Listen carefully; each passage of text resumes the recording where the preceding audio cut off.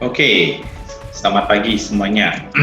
Hari ini saya akan membahas mengenai salah satu gerak pada tanaman. Ya mungkin sebagian besar dari kita mendengar pernyataan yang aneh bahwa tanaman bisa bergerak.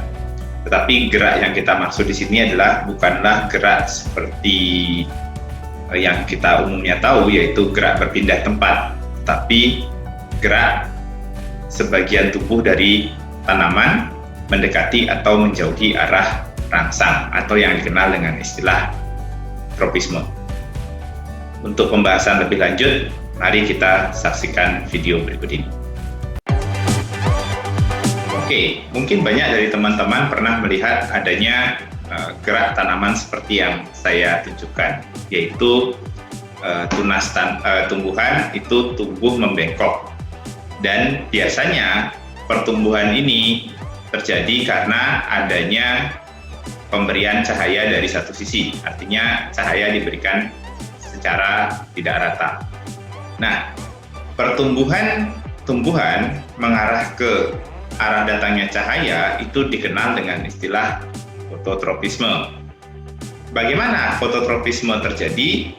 Itulah yang kita akan bahas hari ini dengan menelaah hasil percobaan-percobaan dari ilmuwan terdahulu. Pertanyaan yang pertama yang muncul adalah apa benar fototropisme terjadi karena ada rangsangan cahaya, atau dengan kata lain di sini tanaman mampu mendeteksi keberadaan cahaya. Nah, untuk membuktikan itu, ilmuwan kemudian menumbuhkan kecambah dan memberikan pencahayaan dari satu sisi saja. Nah, ketika kemudian lampu dinyalakan, perlahan-lahan tunas dari kecambah itu kemudian bergerak membengkok menuju arah datangnya cahaya. Nah, hasil ini kemudian membuktikan bahwa memang tanaman mampu mendeteksi keberadaan cahaya. Tapi bagian mana dari tanaman yang berperan dalam mendeteksi cahaya? Nah, untuk menjawab hal tersebut, kemudian ilmuwan memotong ujung tunas dan memberikan kecambah itu rangsangan cahaya dari satu sisi saja. Ketika cahaya diberikan, ternyata respon fototropisme atau pembengkokan batang kecambah atau tunas kecambah itu tidak terjadi. Ini memunculkan dugaan bahwa bagian yang berperan mendeteksi cahaya terletak di ujung tunas. Nah, untuk memperkuat asumsi tersebut, ilmuwan kemudian menutup ujung tunas dari kecambah menggunakan penutup yang tidak tembus cahaya. Nah, berikutnya kemudian kecambah diberikan cahaya dari satu sisi, dan apa yang terjadi? Ternyata respon fototropisme tidak muncul. Ini memperkuat dugaan bahwa memang benar bagian ujung tunas dari kecambah adalah bagian yang berperan dalam mendeteksi keberadaan cahaya. Nah, untuk benar-benar memastikan bahwa dugaan itu benar, maka ilmuwan akhirnya mengganti penutup ujung tunas menggunakan penutup yang transparan. Ketika kecambah diberikan cahaya dari satu sisi, ternyata respon fototropisme terjadi. Nah, dari hasil ini kemudian dapat disimpulkan bahwa fototropisme terjadi karena ujung tunas mampu mendeteksi keberadaan cahaya. Berikutnya adalah pertanyaannya, apakah fototropisme dapat diinduksi oleh semua jenis cahaya? Nah, kenapa pertanyaan ini muncul? Karena kita tahu bahwa cahaya putih atau cahaya yang umum kita lihat itu sebenarnya polikromatik yang tersusun oleh berbagai jenis cahaya monokromatik. Seperti misalnya merah, biru, hijau, kuning itu adalah contoh dari cahaya monokromatik. Nah, setelah melakukan berbagai percobaan, ternyata hanya cahaya biru yang memberikan respon fototropisme. Nah, dari hasil ini kemudian kita dapat menyimpulkan bahwa fototropisme terjadi karena ujung tunas itu mendeteksi cahaya, dan dari semua jenis cahaya monokromatis, cahaya birulah yang memicu terjadinya respon fototropisme. Selanjutnya, kemudian muncul pertanyaan, apa yang terjadi ketika ujung tunas menerima cahaya sehingga mampu memicu terjadinya respon fototropisme? Muncul dugaan bahwa ketika ujung tunas menerima cahaya, maka ujung tunas itu menghasilkan suatu senyawa kimia yang akan ditransfer dari ujung tunas ke bagian tunas yang lain, yaitu ke daerah yang aktif tumbuh, sehingga memicu respon fototropisme.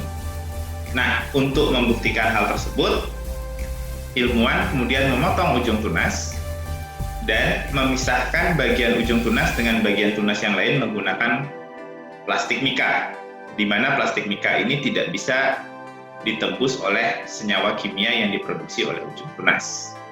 Kemudian ketika tunas dari kecambah ini diberikan cahaya dari satu sisi, apa yang terjadi?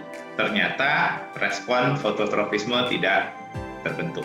Untuk memastikan apakah benar-benar tidak munculnya respon fototropisme ini disebabkan oleh tidak terjadinya transport zat dari ujung tunas ke bagian tunas yang lain, maka ilmuwan menggantikan plastik mika ini menggunakan gel, di mana gel ini mampu ditembus oleh senyawa kimia. Berikutnya kemudian tunas yang diberikan gel ini, yaitu gel yang memisahkan antara ujung tunas dan bagian tunas lain, diberikan cahaya, ternyata respon fototropisme terbentuk. Nah, sehingga dari hasil percobaan ini dapat disimpulkan bahwa ujung tunas itu memproduksi sesuatu yang dialirkan ke titik tumbuh. Dan senyawa itulah yang bertanggung jawab terhadap munculnya respon fototropisme.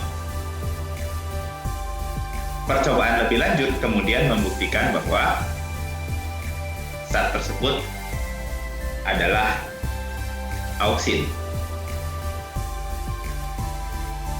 Percobaan berikutnya membuktikan bahwa semakin tinggi kadar auksin yang diberikan atau yang diletakkan di dalam gel, maka respon fototropisme atau derajat pelengkungan dari tunas itu semakin besar sudutnya. Jadi sudut pelengkungannya semakin besar di sini. Nah, namun setelah melewati konsentrasi tertentu, di sini kita bisa lihat di grafik, kemampuan dari auksin untuk meningkatkan pelengkungan dari tunas selama fototropisme itu menurun. Kenapa auksin bisa memicu terjadinya fototropisme? Apa yang terjadi di dalam tumbuhan atau di tunas ketika fototropisme terjadi? Maka ilmuwan kemudian melakukan pengamatan histologi. Jadi ujung tunas ini dibelah secara membujur dan kemudian dilihat sel-selnya.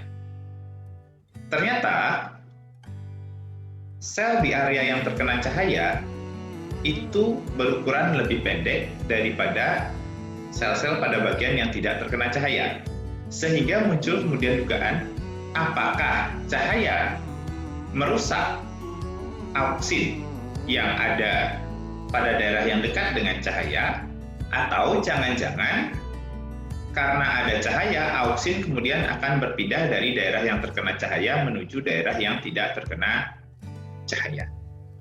Nah, untuk membuktikan hal tersebut, maka kemudian ilmuwan memotong ujung tunas dan kemudian mengukur kadar auksin yang dihasilkan oleh ujung tunas tersebut. Ternyata kadarnya sekitar 25,6 satuan unit tertentu.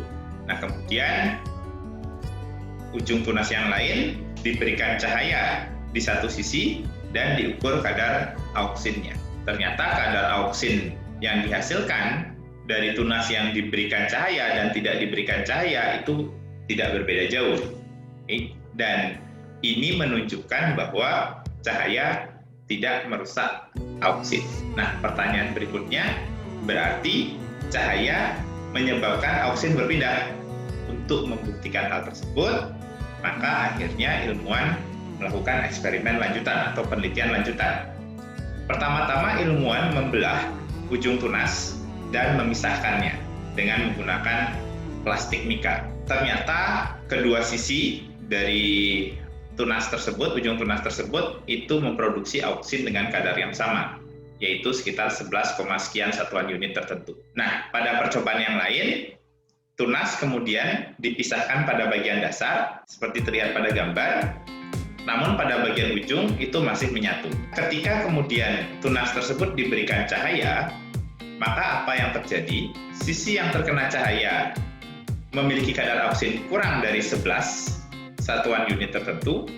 Di sini hanya tinggal 8,1.